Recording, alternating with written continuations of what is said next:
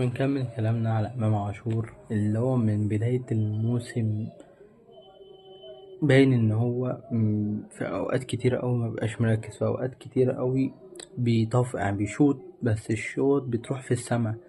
في الماتش العين كان عامل ماتش جامد ومش عارف ايه وجاب جون عالمي. بس بصوا في السوبر الأفريقي، بصوا في السوبر المصري لما كان بيلعب، بصوا في ماتشات أفريقيا الأخيرة، بصوا في ماتشين الدوري اللي لعبهم هتلاقيه بيضيع بكمية فرص ومش مركز وحاجات غريبة. والنهاردة اشمعنى دول كل الموجودين ليه تخليه هو اللي يشوط ضربات الجزاء وضيعها ان هو داخل بيفترى اللي هو انا عايز افتري في الجون بدون ان هو يركنها ولا اي حاجه، باين ان هو مش مركز. ليه تخلي امام عاشور ان هو اللي يشوطه؟ مش بس كده، طب ليه ما نلعبش قفشه اساسي ونبدا نريحه ونبدا يعرف ان هو انت مش تلعب عافيه.